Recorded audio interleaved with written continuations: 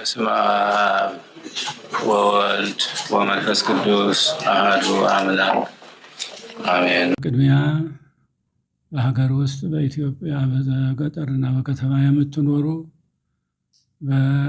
ከሀገር ውጭ ደግሞ በተለያዩ አህጉር የምትኖሩ ኢትዮጵያውያንና ኢትዮጵያውያት ሁሉ ለ2018 ዓመተ ምህረት በዓለ ልደተ ክርስቶስ በሰላም አደረሰን አደረሳችሁ።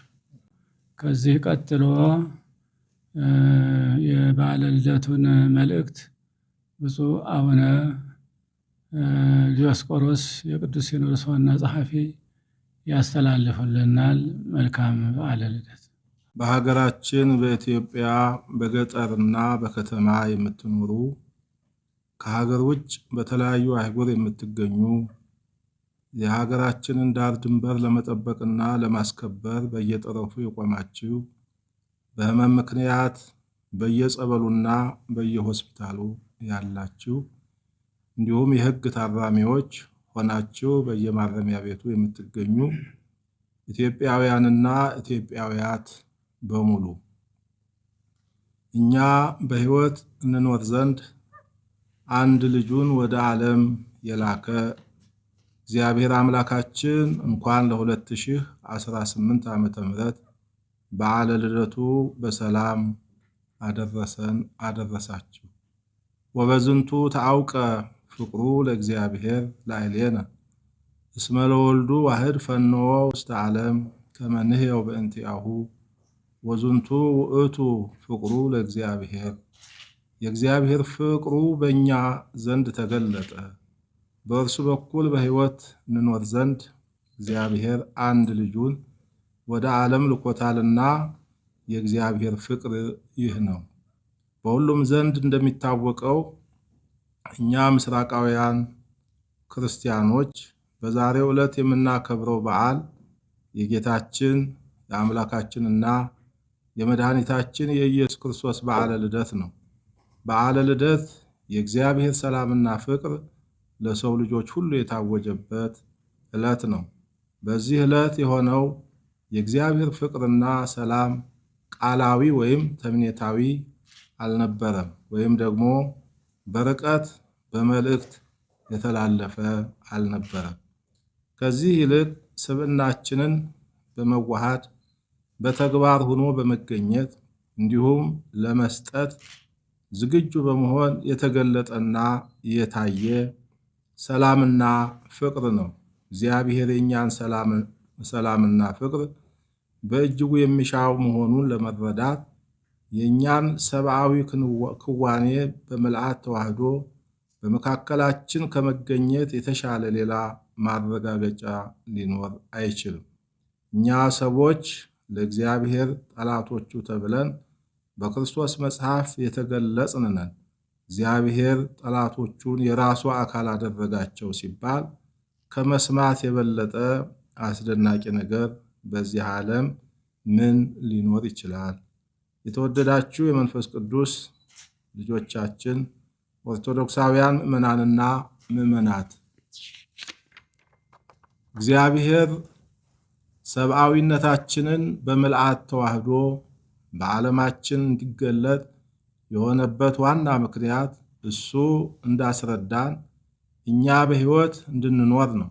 ይህንንም ያደረገው ከሁሉ በላይ የሆነ ሌላ ገፊ ኃይል ገፋፍቶት ሳይሆን ድንበር የለሽና ፍጹም ፍቅሩ አነሳስቶት እንደሆነ ከቅዱሳት መጻሕፍት እንረዳለን።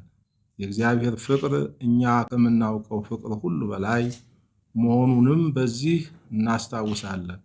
ለጠላቶቹ ሕይወት ፍቅርና ሰላም ሲል እነሱን ከመሆን አልፎ እስከ ቤዛዊ መስዋዕት የሚዘልቅ ፍቅር እጅግ በጣም ታላቅ ነው። የተወደዳችሁ የመንፈስ ቅዱስ ልጆቻችን ምዕመናንና ምዕመናት፣ እግዚአብሔር ለእኛ ያለው ፈቃድ እኛ በሕይወት በሰላምና በፍቅር እንድንኖርለት ከእኛ የእኛ ግብረ መልስም ከዚህ የተለየ ሊሆን አይገባም። እግዚአብሔር ጠላቶቹን ለማዳን እንጂ ለማጥፋት አልመጣም። የእኛም ሕይወት የሚጠበቀው አንዱ ሌላውን በማዳን እንጂ በማጥፋት እንዳልሆነ ጌታችን በቃልም በተግባርም በአጽንዖት ነግሮናል። በዚህ አስተሳሰብና እምነት እንድንኖርም አዞናል።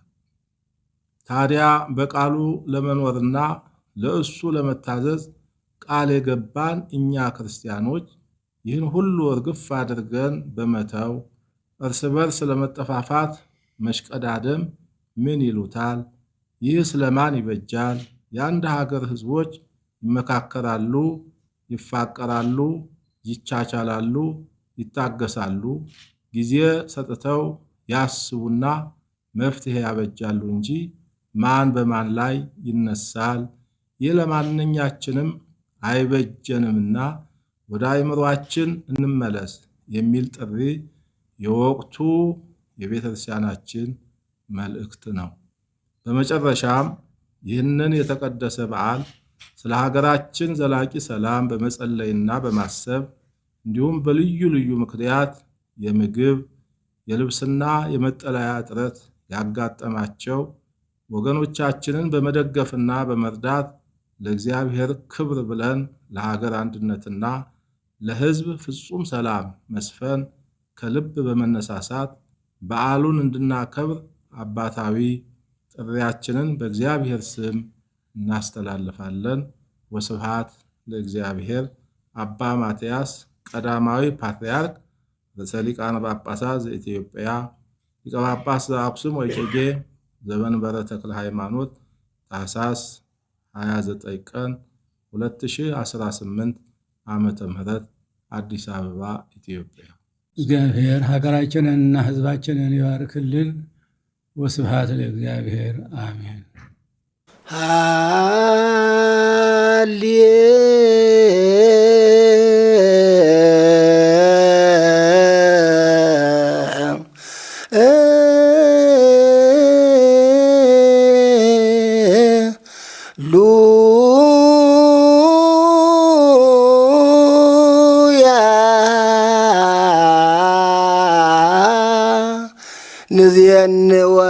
ንዜንወክሙ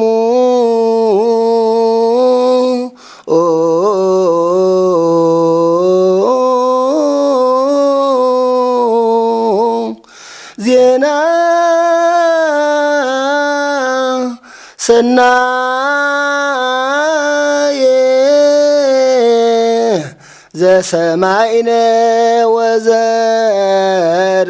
ወዘርእይነ ወዘነገሩነ አበዊነ ጳጳሳት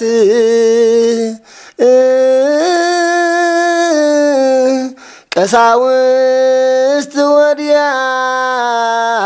ወዲያቆናት ወኩሎሙ መሃይምናን ብፁዕ ውእቱ አባ ሰላማ ከሰተለነ ብርሃነ ዜናሁ ለመድኃኒነ ንዜን ወክሙ ዜና ሰናየ ንዜን ወክሙ ዜና ሰናየ ዘነገሩነ አበዊነ ዘነገሩነ አበዊነ ዘነገሩነ አበዊነ ዘነገሩነ አበዊነ ንዜን ወክሙ ዜና ሰናየ ንዜን ወክሙ ንዜን ወክሙ ዜና ሰናይ ዘነገሩነ